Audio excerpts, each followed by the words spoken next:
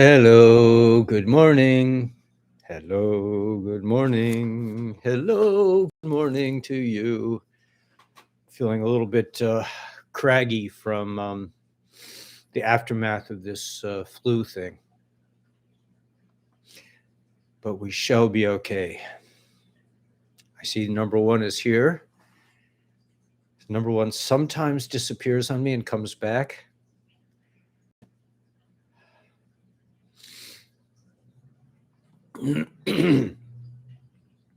Anyway, we have two. We're dealing with the plague of darkness. And hey, four, wow, that was quick. We're dealing with the plague of darkness, and this is going on in the news. I was just watching Phil Godlinski, I think his name is, and he's also, hey, Erwin, good morning. Hey, Patricia. Yeah, there's a lot going on. A lot going on behind the scenes. I don't know. I'm trying to put together the pieces. Um, there are a lot of moving parts, I could say. I mean, they're saying that there was some kind of reset already done, that Nasara Jasara is already happening. I don't know what that means. I also don't know what ISO 222 is. From Nippy. Yeah, it's very cold here in New York. It's freezing. I mean, I went back to synagogue today, and it was nice to be back.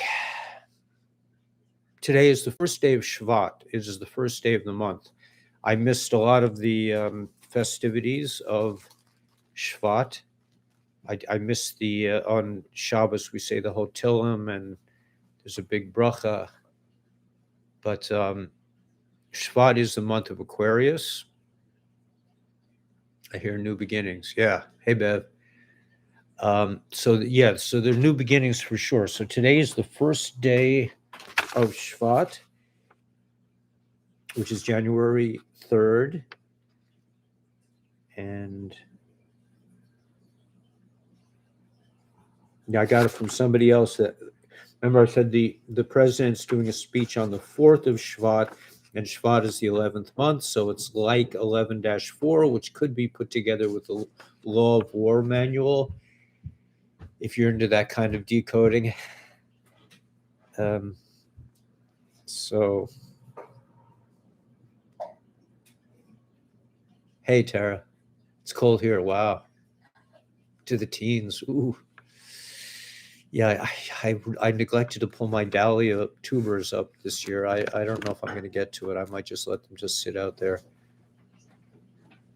and see what happens. I mean, they usually don't come back, but when I take them inside, they also don't come back. So,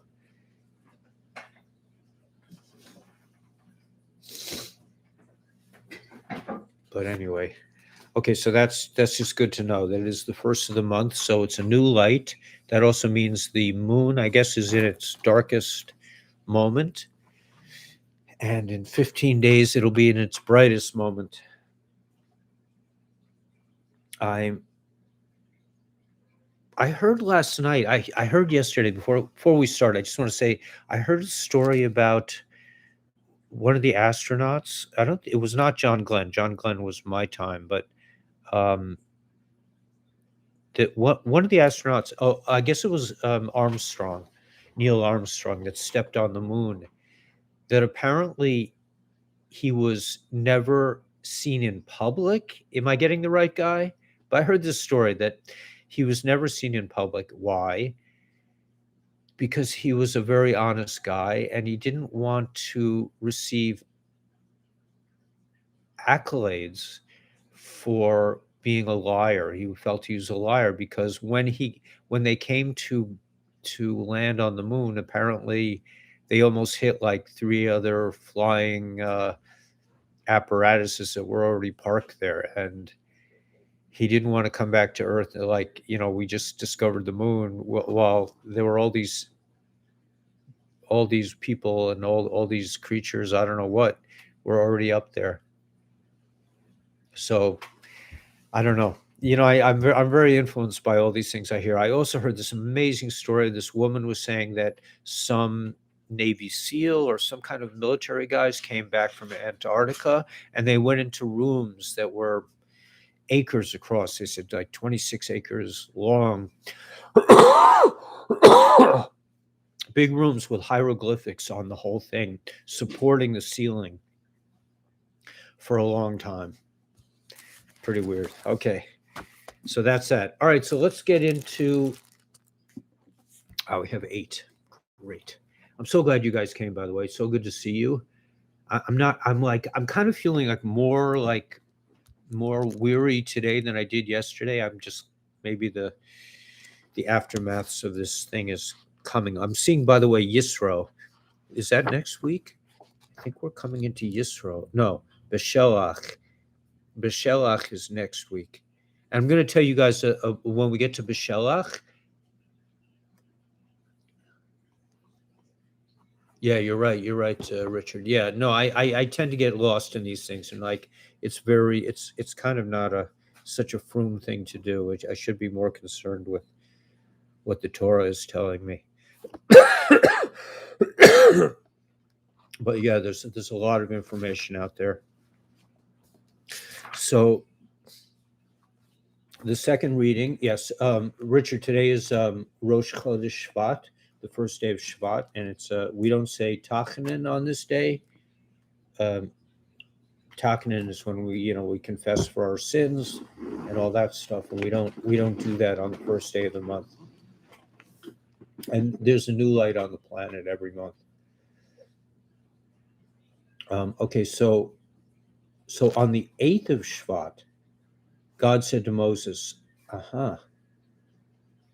that's interesting that it corresponds roughly to the time period we're in. On the 8th of Shvat, that's just like the Rebbe's, like they put in the Rebbe's insights. So on the 8th of Shvat, God said to Moses, raise your arm over Egypt for the locusts, so they will come over Egypt. They will eat up all the grass in the land, whatever the hail left behind. We skipped hail, but that was in there. Hey, Karen. Rainy. Wow, even in Florida. Yeah, it's a nice day to huddle in, to stay inside. Hi, Diane.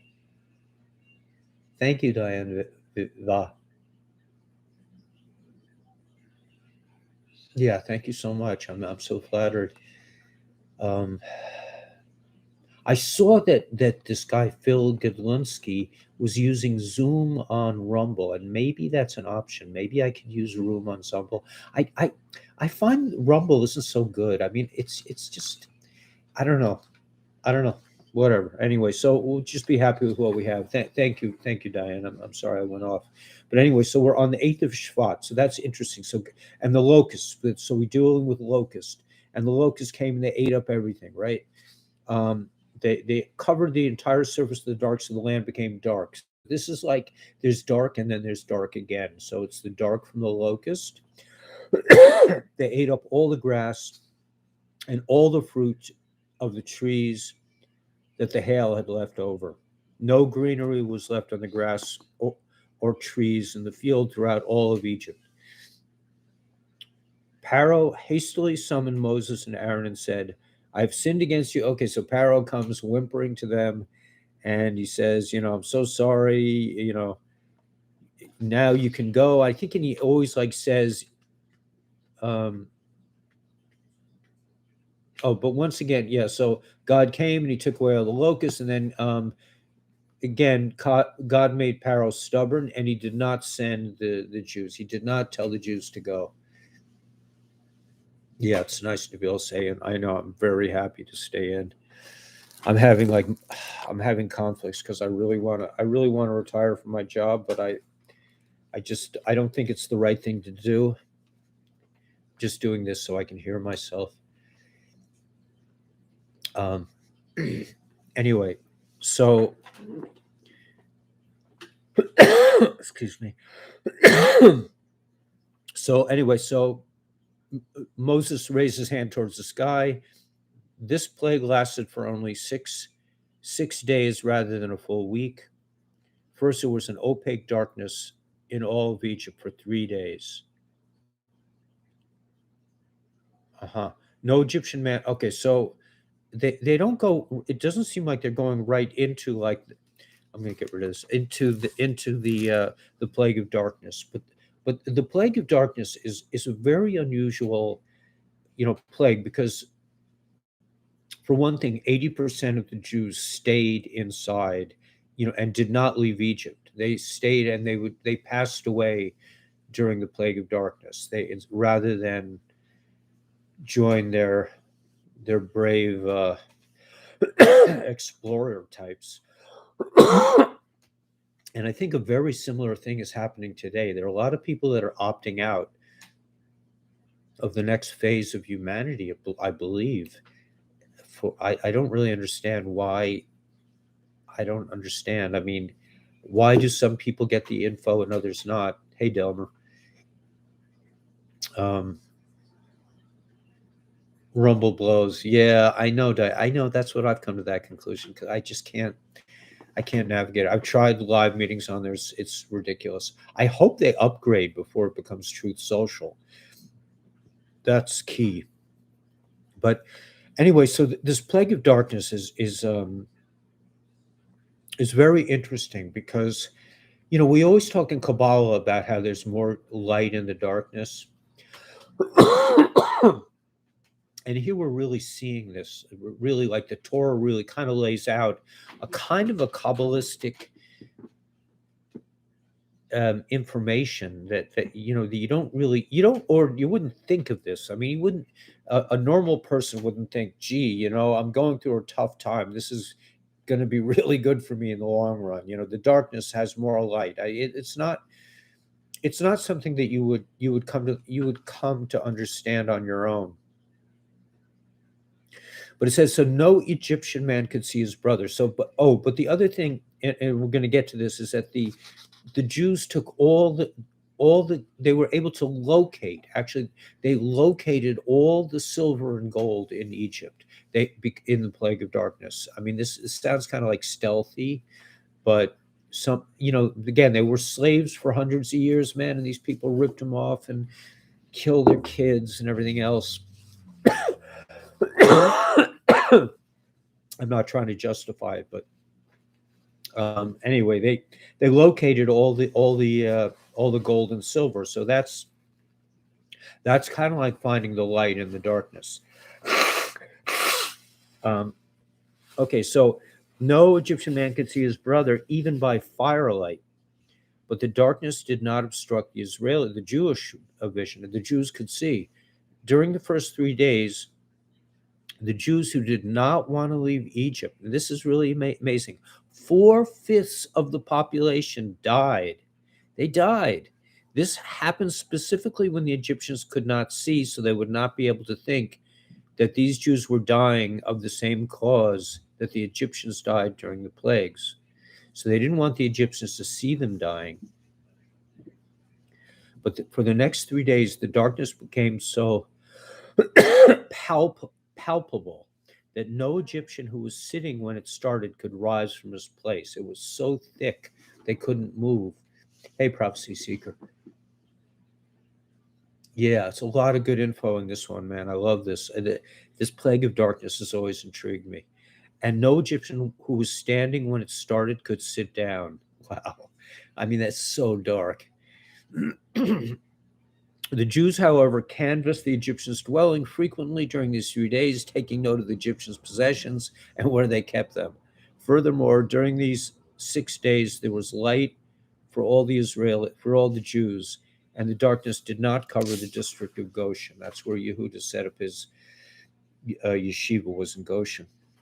And that was supposed to be the nicest place. And they took all their sheep there because I think the Egyptians were freaked out that the Jews were eating sheep.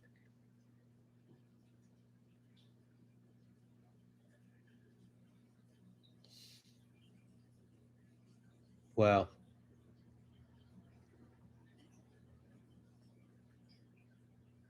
They turned off your live stream. That is so evil. Yeah, they're really doing a lot.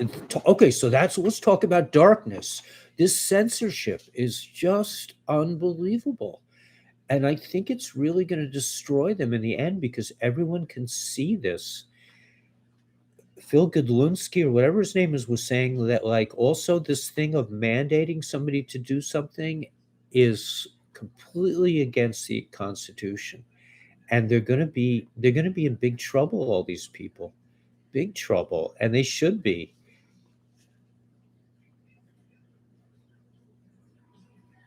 Thanks, Prophecy Seeker. Yeah, I have to. I mean, I'm sort of stuck with this platform because but I don't know. I don't know why. I don't know why. It's where I started, and I've been able to somehow like marginally survive, even though I have to skip to different channels. I mean, I had to abandon my last um, my last platform, which had 8,000 people, but I can't risk it because if I get another strike, they'll take the whole thing down. They'll probably, they can find an excuse anyway. Usually they take down, they'll wait 2 months to take down a video. I mean, they don't, they're just, it's the little AI guys, the little gremlins inside my cloud. They're busy looking, searching.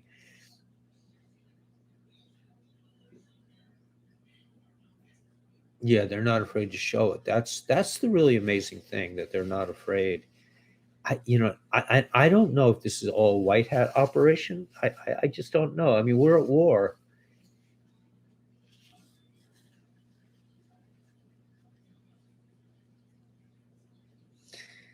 Yeah, honey and lemon. Thanks, Richard. I'll do that as soon as I'm done. I'll do some honey and lemon. I usually throw in some ginger too. I really like. I bought a big hunk of raw ginger. I love raw ginger and garlic too. Sometimes I put garlic in my tea with honey and ginger. Um,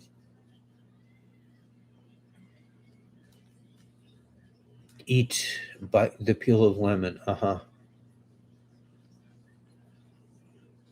Try to eat the peel. Interesting. Oh, you're right, because probably has that quercetin, maybe. Yeah, ginger. History shows that very few will be punished. That's why they don't care. Right, but I think it's going to be different this time. I don't think, I told you the story of King Shaul yesterday, that King Shaul thought he was going to be, he's going to do one better for God. He wasn't going to eradicate all the people, and God was not happy. I think this time all the bad boys have to go down. Yeah. So okay, so the Israelites did not want to leave, died. God did not force those Jews who did not want to leave Egypt to do so. By choosing to remain in Egypt, these individuals denied the purpose of their existence. Their lives lost all meaning and all spirituality ended. This process purified the Jewish people, much as wine becomes purified as the dregs and other impurities settle over time. In contrast, in the future redemption, now this is the Rebbe, though even those Jews who do not consciously want to be redeemed will be taken out of exile. That means we're all leaving exile, whether we want to or not. I mean, I assume that means people that are like with on the other side, they will come to their senses. The Jews of the Exodus were able to choose not to be redeemed because the connection between God and the Jewish people at that time was natural, one between parent and child. In God's own words to Pharaoh, my firstborn son is Israel. So I am telling you to send forth my son. Parents and children are bound to each other naturally and inseparably. Nevertheless, a child can choose not to honor this connection and rebel against his parents. By exercising their free choice and opposing their natural connection to God, the Jews in Egypt succeeded in overriding it. But that was before they gave the Torah. That's the whole key. When we got the Torah, that made spirituality physical, and that changed everything. That was the big light switch was turned on. No buffering. I don't know. Is my sound coming through? Am I okay? Kabbalah is so deep and wide. Yeah. No, I think Joe B's been taken out a long time ago. I think they got him in 2017. It's just an actor. That guy's not this. That's not Joe B.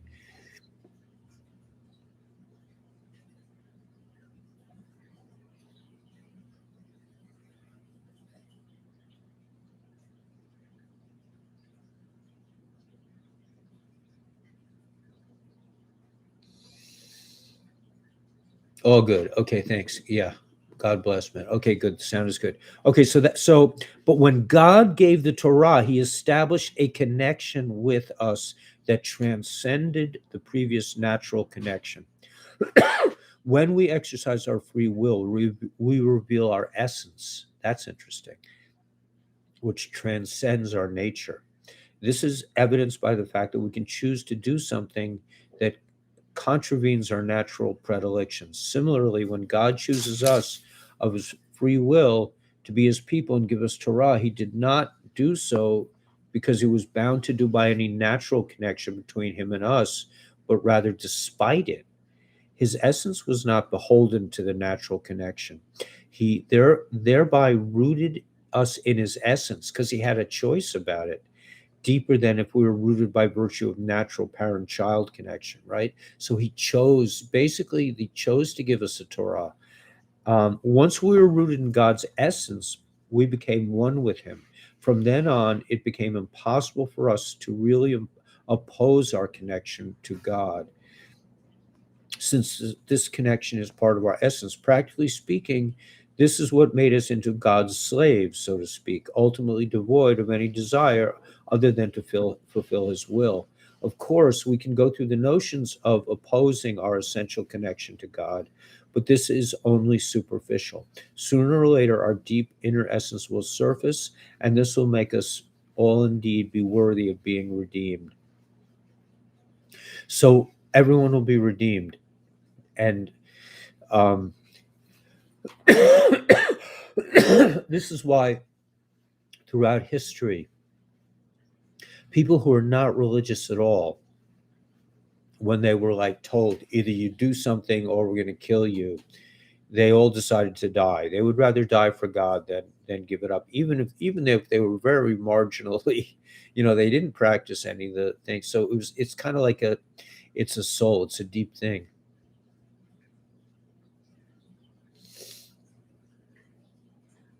Yeah, the media is so, yeah, juvenile. You're right, Karen. They're such babies. Really, to take out that scientist last night who was revealing the thing about the RNA. I mean, how arrogant. You're right. That's a very good way of putting it. But so that's okay. So that's one page. Let's see it. Oh, and that's the end of it for today. So that's there was light for all the Israelites in their dwellings. The Egyptians, like many ancient people, assumed that the opposing forces of night and day, light and darkness, were the manifestation of two opposing deities. God therefore caused darkness and light to occur at the same time, so they could see that nature is ruled by one supreme power. So this goes to like God above nature. Havaya, the four-letter name, and Anochi. That's even like the highest name is Anochi. It's I think it's because it's God's essence. Okay, so yeah, so that's pretty much it. Let's see. And what did Paro do in this one? Well, we're going to find out tomorrow.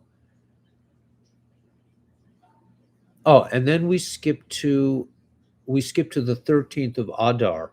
So we're going from Shvat to Adar in one page on Torah. So that's why I said in today's video that I believe that this week is going to be like kind of lay out the blueprint for what's going to happen in the next coming months.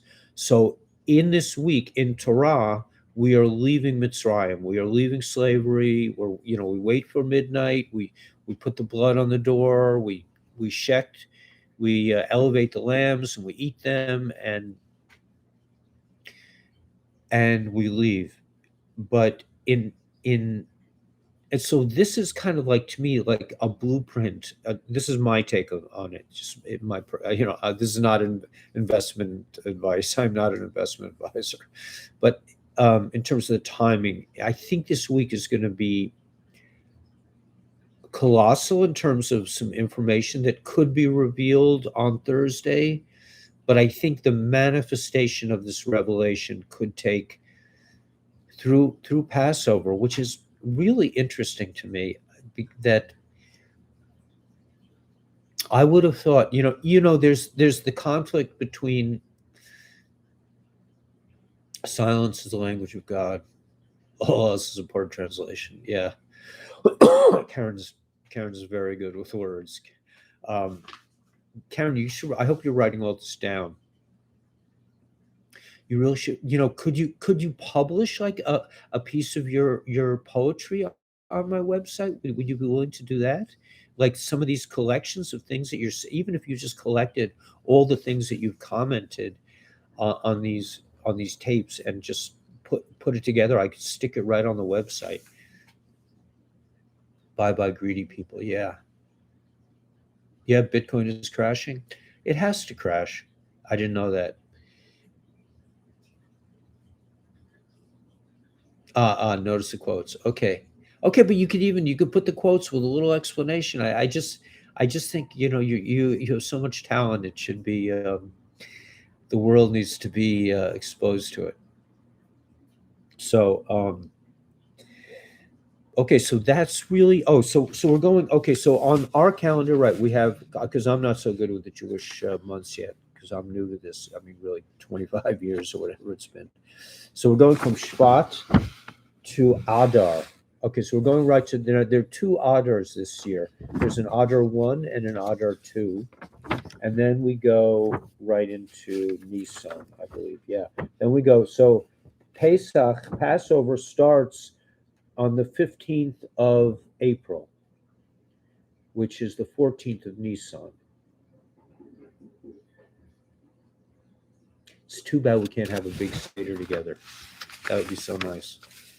I don't think my family would allow me to do it, but it would probably entail, like, we would, let's say if we were, I'm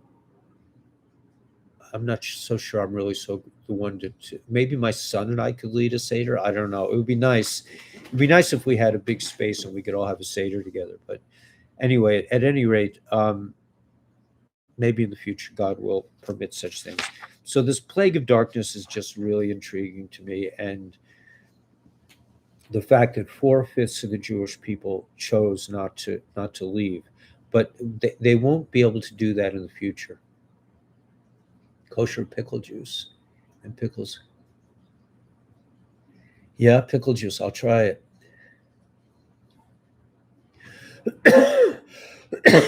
Excuse me.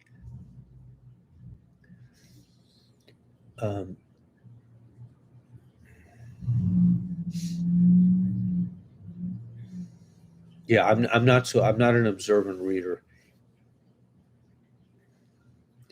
Thanks, Bev. Swami Mommy's back. So I love your name. That's great.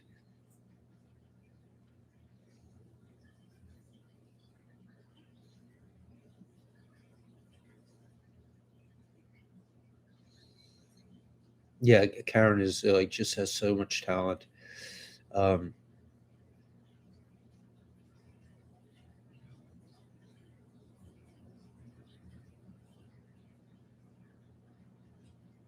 On your right should be the brown books.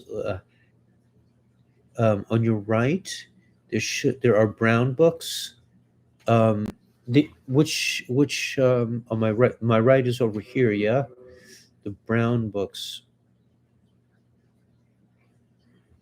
Oh, are you talking about these? No, you can't see those. You're talking about those back there. Those are my Morum from the Rebbe.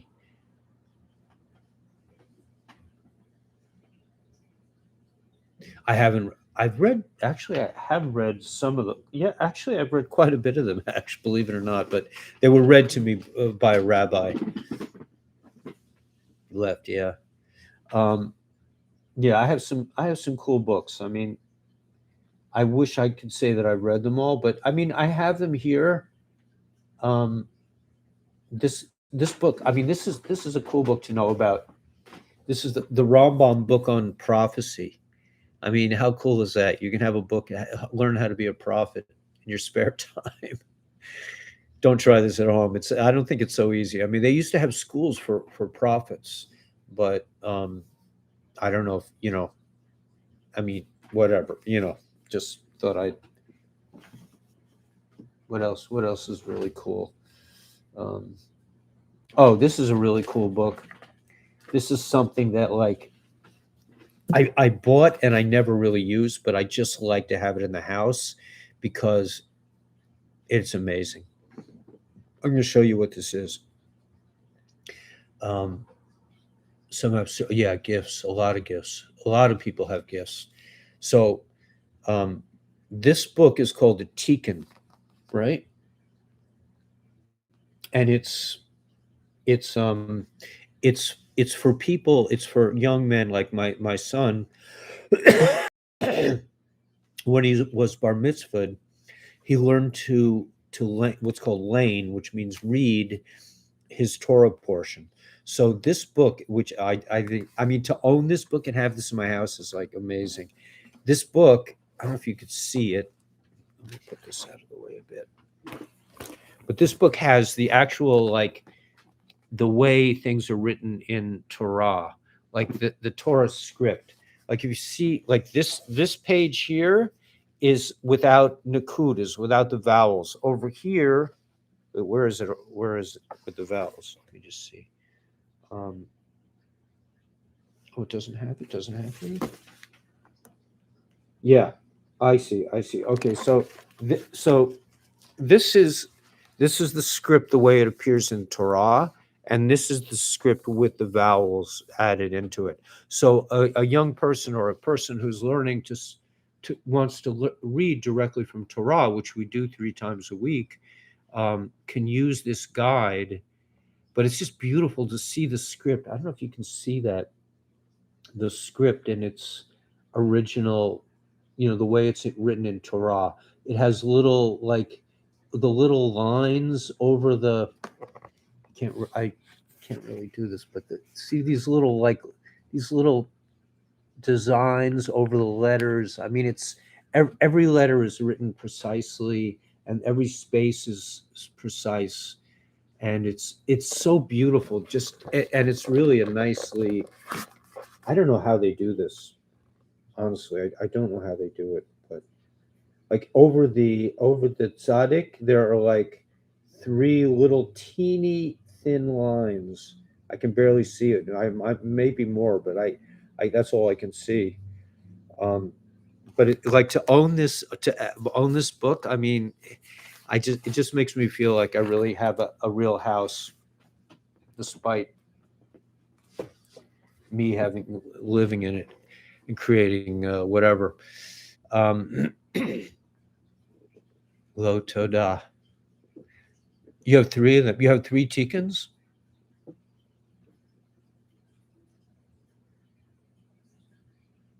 The brown book on the right, you're talking about like here, like um I'm gonna show you while we're at it, since we have a little extra time today, but I'm gonna show you a really great book.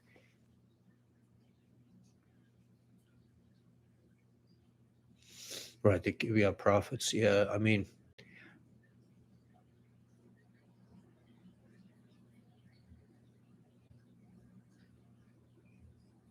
well, I don't know. It's funny because in Jewish circles, I mean, like it's a pretty arrogant thing to run around saying you're a prophet, but on the other hand, it's it's pretty accepted. I mean, for sure, the Rebbe was a prophet. I mean, he definitely, like he would tell people. there was a big hurricane coming to Florida, or on the six-day war. He said, "Don't even worry. Don't leave Israel. Was it the 6-day war? Maybe not the 6-day war, but there were things like that were happening in the world, and he would tell people, "Don't worry, you're going to be fine," and they were. Um, he was amazing. He was not. So, the book I wanted to show you is this book. This book I got in my travels. I got this book from Sparky Brown in Tennessee when I was still a hippie in Tennessee. Sparky gave me this book, and it's part of the Chumash. It's one of the books of Chumash. It's the third book. It's Vayikra from like 1856. So it's an ancient, thing. And here it was. I got it in Chattanooga from Sparky, but it's very old. I mean, I'll show you the title page. It's really special. And special that I got it from Sparky. Sparky Oliver Shalom, his soul may rest in peace. Sparky was a very holy, I don't know if you can see, is there a date on this page? Yeah, 1851. 1851. It's a Vayikra from 1851. It's, the translation is from Hebrew into Yiddish, so which I can't really read it that well, but I think there's Yiddish in here. But that's what the pages look like. This from 1851. So I keep that on the shelf. It's a big blessing to have such a book. It might have monetary worth, but to me it means more as a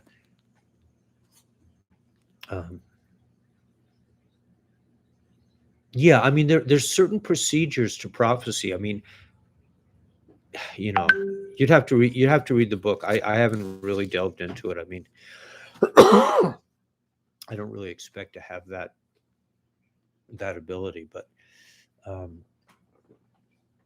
let's see. Okay, so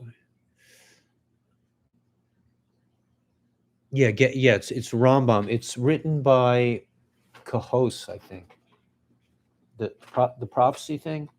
It's written by the Gutnick. It's the Gutnick. But if you call, I have on my show more on all my videos. If you call Rabbi Sassover, he's a very nice guy. Either he or his sons will answer, and you just tell him what you want. I mean, that that's the best way, because otherwise you're going to be hounding around. You might get the wrong book. These books are not cheap. Had Russian? You saw Russian? I don't even know.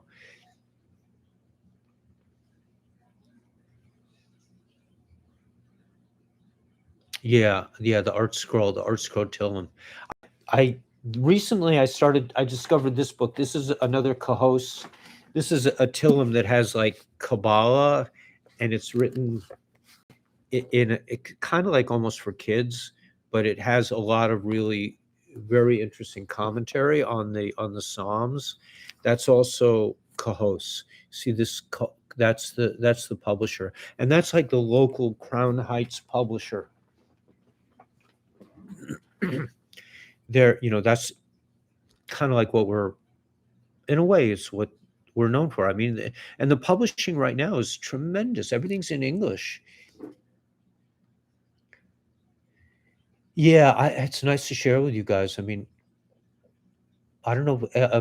There's some other books that might be noteworthy, and then Sunshine. Nice. Hey, Dr. Garcia. Yeah. No, we're all kids. We never grow up. I'm trying to think. Oh, I showed you this Kabbalah. I showed you this one.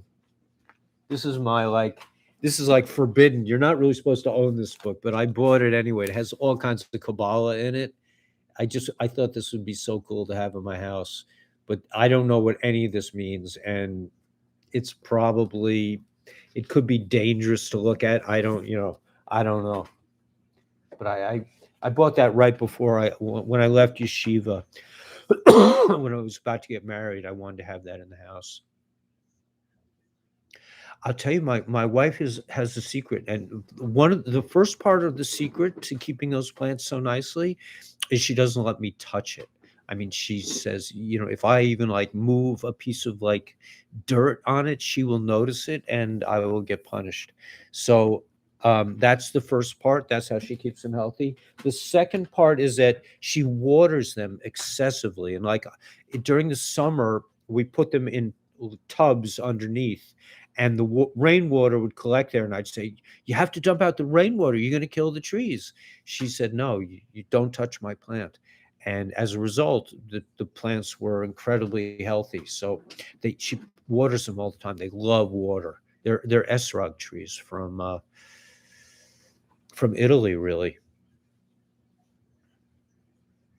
Okay, so now let's get to I'm just reading some of the. Yeah, I know, it's amazing. I've never seen plants this green in the winter. I mean, they're inside. Rebbe, yeah. A Jewish calendar. Okay. So I like the you could call, if you call Rabbi Sassover, he will set you up. But the one I like is, and you can get these for free. I mean, if you get on the right mailing list, this is, each yeshiva puts out their own version of this calendar. This is the standard calendar that we all Lubavitchers in Crown Heights and all over the world use. And if you called Rabbi Sasser, just tell him you want like a regular Lubavitch calendar, like the kind they use in Crown Heights. I don't know. Let me find out who publishes this. I can figure. Let's see. It's called the Jewish Art Calendar. Jewish Art Calendar. Well, this says it's published by Darchei Menachem, but it's not really Darchei Menachem. They just put their name on it.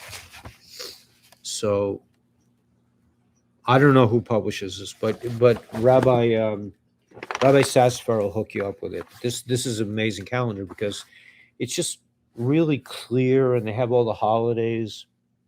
Like you see, Rosh Chodesh Shvat is in different shade.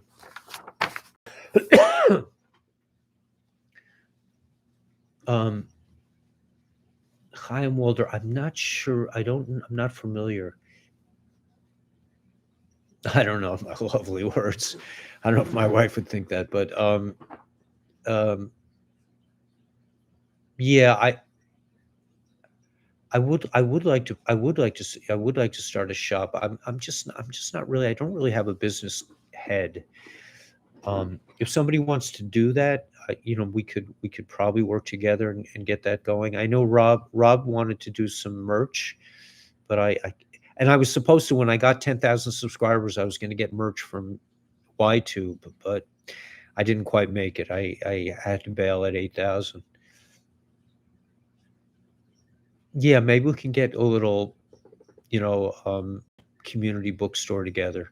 I mean, we could buy these things direct. We could probably save a few dollars on the price. It's school system, right? Lunar cycles, yeah. Yeah, it's beautiful, man. I mean, really, I mean, the bottom line is that the Jewish people have not done their job with the Noahide laws, and I'm hearing from a friend who's heavily tuned into this. He said that now on the web they're accusing us of using the Noahide laws against people. I mean, there's all this like, I don't know. Everybody is wants to blame everybody else, but like Richard says, man, we all have to look at ourselves. It's like four fingers point away, and or one finger points away, and fingers point towards yourself. All right, let's touch on the Tanya. So I think the darkness is 3 days, and it sounds like it ends on in Adar. So I don't think in actuality it would start, but I'm just saying from the Torah portion starts it started today. So I think there's a lot of darkness in terms of the information.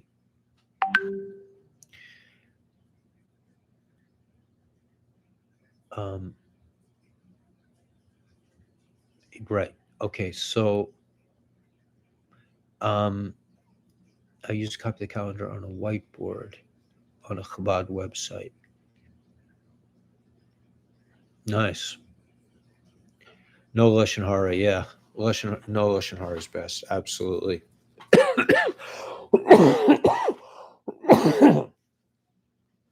Yeah, it'd be nice. It would be nice if you guys had more access, but that's what I'm saying. It's like when I lived in Tennessee before I became frum, I would call the Jewish bookstores, and eventually I found out about Kingston Avenue. Although Rabbi Sasser is on Empire Boulevard, but there's one other bookstore called Judaica World, which is very good. I don't know. I would use Rabbi Sasser because he's smaller and it's like a family business. The one on the other one on Kingston, which is called Judaica World, you could also go there too, but they're bigger and they're sort of international.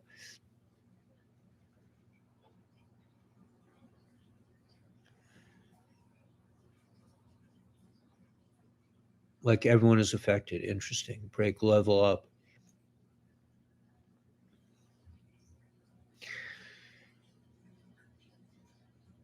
Yeah, I mean, there's still. I mean, we're still in the middle of a war, so I don't know.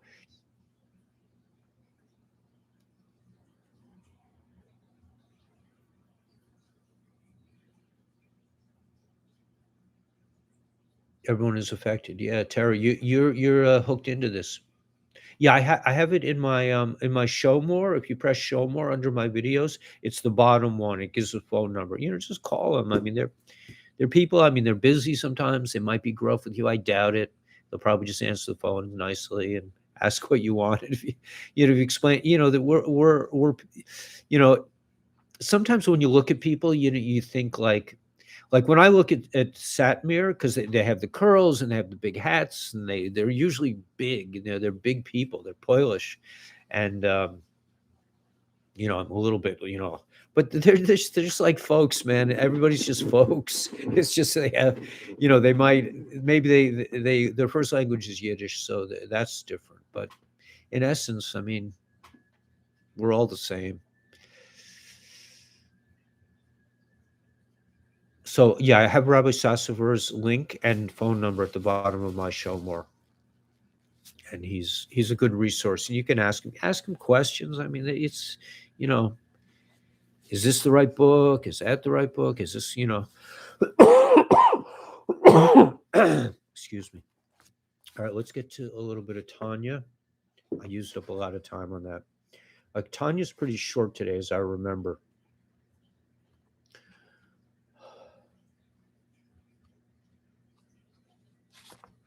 But this is the never-ending cold. I'm gonna bite down on some lemon rind to cure myself. So Tanya, we're on Monday. Monday. Okay, in this lesson, there are two types of Benonim, intermediate men. One type of person whose service comes natural without major challenges from his evil inclination. The other is a person who works for this achievement, constantly struggling. So this is like the difference between.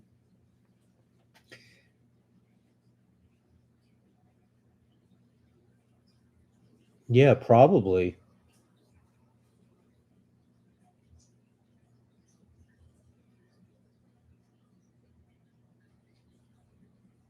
I have a link to Rabbi Sasser's website as well on the bottom of my show more. It's on all my videos. I post it on all my videos, but it's way at the bottom. Okay, so basically they're just saying that there are two types of kind of like types, basic types of people. And those are people who are just naturally holy. They don't have a huge yetzer hara. They don't have a huge, animal soul, and they just like it's just no biggie to them. I mean, they like to sit and learn all day, and it's no problem. The other kind is more has to deal with constant struggle against the evil inclination in order to, and likes that too. God likes it all, man. It's a what do I say? It's a big tent. God's a big tent. Okay, so for a Jew who must engage in battle with his evil inclination, the love hidden in his heart is not enough. He must arouse it to an active, conscious state. For the person who is free of conflict with evil, however, this hidden love is sufficient. Okay, and they're going to go in the next chapter. They're going to talk about one who serves me and one who serves me not. For this, okay, so it goes on a little more. For this latent love is not of his making or achievement by any means. It is our inheritance. So he just gets this automatically. That's some people, not me. Um, so so too he who is not inherently studious but has accustomed himself to study diligently so that his habit becomes second nature. Thus diligence is now natural for him. For him too the hidden love of God is now sufficient, unless he wishes to study more than he usually does. So the takeaway is some people have it easy. They do what is right without a struggle. Good for them. Divine service and leaving one's finitude is through the struggle. So it's the struggle that really gives you the big fruits. I mean, the apple is high up on the tree, and you have to work hard to get to it, and that struggle makes it the apple especially valuable.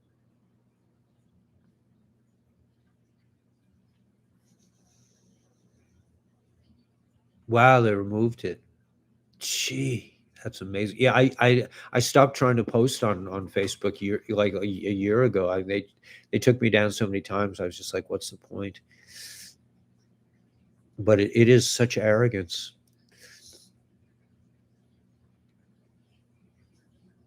Doing the books, right? You're saying what is there, wine back there? Oh yeah, we have a bottle of vodka. That's become the big favorite at Lubavitch tables. I don't unfortunately get to I don't get to drink it. No, no. Hey, Carla Joe. Um, yeah, top chat is 22. Cool, man. So yeah, the guys really like not vodka, tequila. They really like tequila now. I mean, it used to be vodka. All the Russian guys. There's one called Russian Standard, which is I don't know if it's good or bad, but when I was drinking, I really couldn't tell the difference between Grey Goose or which now they're saying is not kosher. I mean, there's all kinds of like if you live in this community,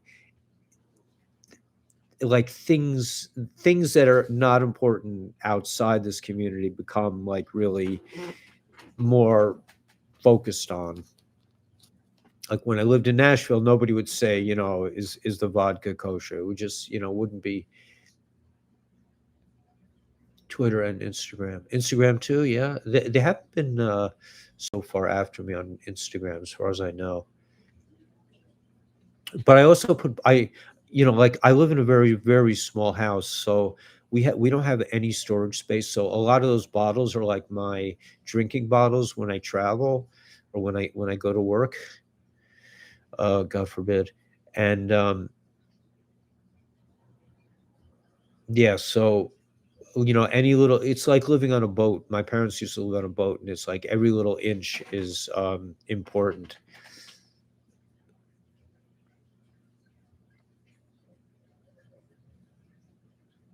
Well, thanks for trying, Prophecy Seeker. Um, so that's really it for the Tanya. I mean, just that we just have to do our best, but Tanya really answers everything, and this it's really now in the heart of Tanya. It's really in the the most important thing about the Benini and the animal soul and fight for the small city, fight for the body. This cold or whatever I got seems to be going through phases. I went from a cold and turned into a flu for the weekend, and now I went outside today, and now it's turning into something else. But yeah, thanks, Richard, man. Anyway, everything is good. We're moving forward. I don't know where we're going. They're saying that the quantum financial system went online today, that Nasara Jasara is a real thing now, that it's been activated. I just don't know how to find it. Just YouTube, yeah. Aleph Tov. Yeah. Truth. Twitter. Twitter, I guess it's like bird Twitter. It's kind of, it feels like it's disrespectful to birds to say Twitter. I mean, it's like they're talking to each other. We had sages. I forget which. I think it was Rabbi Akiva could talk to the birds. He understood what they were saying. Right. Right. We wouldn't need internet. I mean, I think this is all just a lead up to telepathy, because we won't, I'm pretty sure that pretty soon we won't need internet to communicate.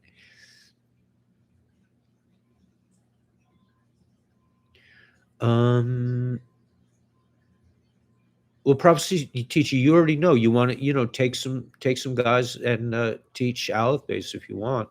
I mean, I could teach a little bit of Aleph base better than real reality. Yeah, they're trying to switch everyone off to fake reality. The Zuck, man, he's gonna be I don't know. Emes, yeah. But so that's it. Let me see what they say about today's parsha. They probably have something interesting. Okay. Monday. The source of both light and darkness. There was light for all the Israelites, for the Jews in their dwellings. The Egyptians, like many ancient people, oh, we said this already. We too should realize that both darkness and light in our lives originate in the one and only God. When we realize that darkness is really an opportunity us to bring more divine light into our lives, this hastens the advent of both our personal redemption and the redemption of the world at large. Okay, so we got all this. I mean, I think this is pretty good. Um, how did I learn it? I'm still learning it. I struggled, man, because I got froom, I got religious when I was in my 40s already. So, and I'm not like a language guy. Like my brother has skills with language. He learned Russian in the CIA. They sat him down. They put him in college in Vermont for a couple years to learn Russian. But he has a natural ability to learn languages. I was like, in my Spanish class in school, they would always call me El Gaucho. I was the cowboy who couldn't speak. Zuck is gone. Yeah, I'm sure the real Zuck is gone. He's probably just what do they call it? Like a GFI, or like they use old computer tapes to produce him.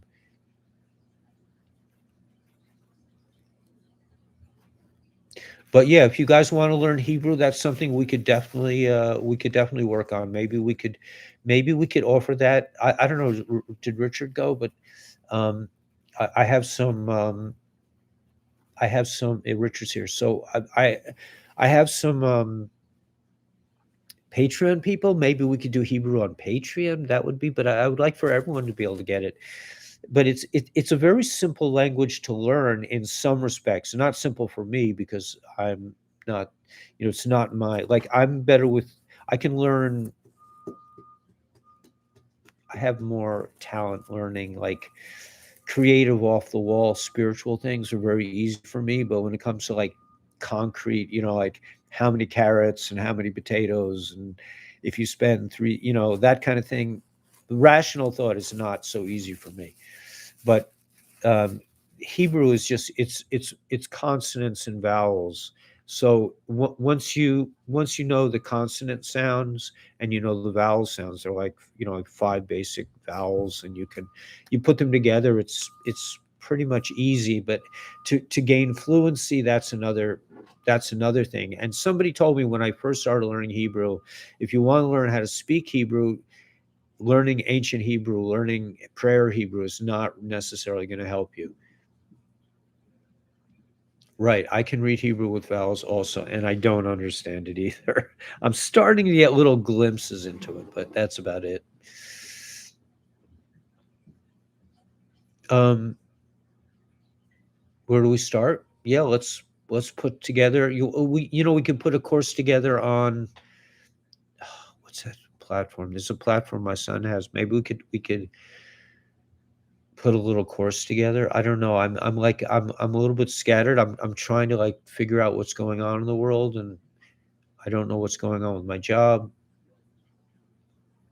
by writing the letters. That's a good idea. Yeah, that actually the book to get is oh, they might have a better version of this now, but this was the good book to get. I It was too academic for me. I couldn't get through it. But they have like in the back they show you like the Hebrew letters in script and in the regular form. This is really good, and they give you all the vowel sounds here, but you don't necessarily need that.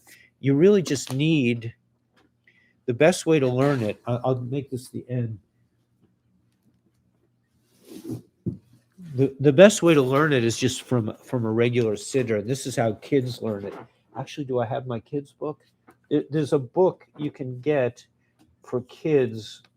It has a name. There's a name for it, but basically you just they make these charts in the beginning of all Sidurim. Like they show you all the letters and all the vowel sounds. So when you learn the letters and you learn the vowels, and then here these are like exercises of like speaking. Ba, va, ga. They combine the vowels and the consonants. But we could work on it if you guys are really interested. We'll go through it together. I mean, I at least know how to do it. The fact that I'm not fluent, that's another thing. All right, and then there's Yiddish, learning Yiddish, and then there's like my son knows Aramaic. He knows how to read Aramaic from the Gemara. That's another thing. There was some note, by the way, if anyone wants to speak to my friend Rabbi Rogalski about the Noahide laws, he's really an expert, and he's a great resource, and he's a great guy. And he's like he can't really get around much, so he's really happy to get calls. So please don't hesitate.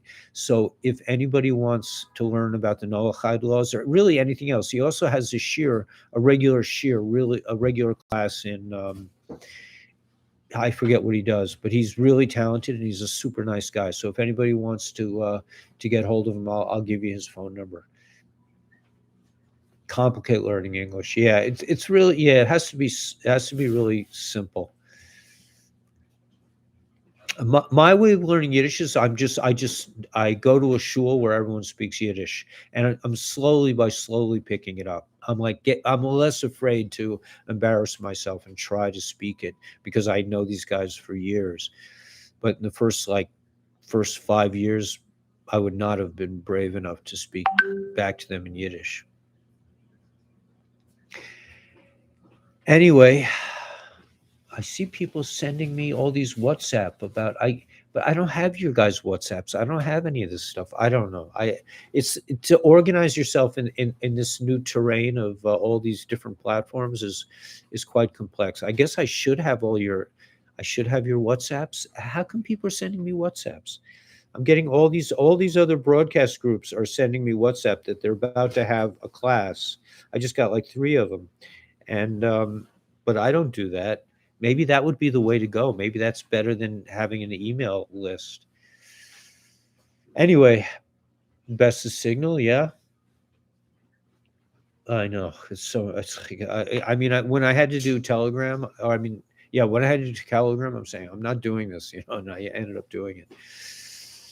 All right, guys. So I'm gonna sign out, and thanks for your patience and love and medical advice. And I'm gonna drink some tea now and enjoy the day. It's this, even though we're in the plague of darkness, there's so much you can find so much information right now. I'm going crazy.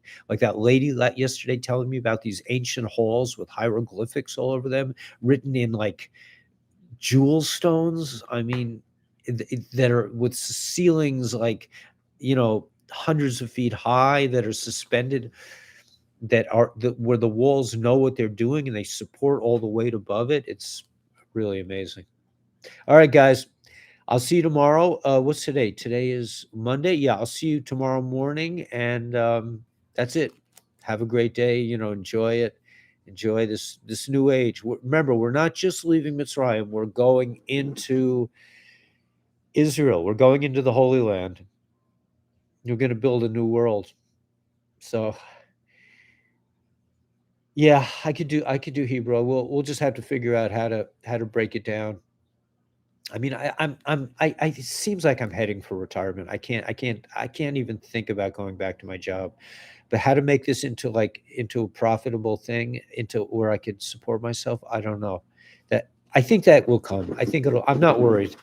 Anyway, just have the greatest day, and yeah, may the force be with you. Thanks, Carla Joe. Okay, Jewish goodbye, right? See you guys tomorrow.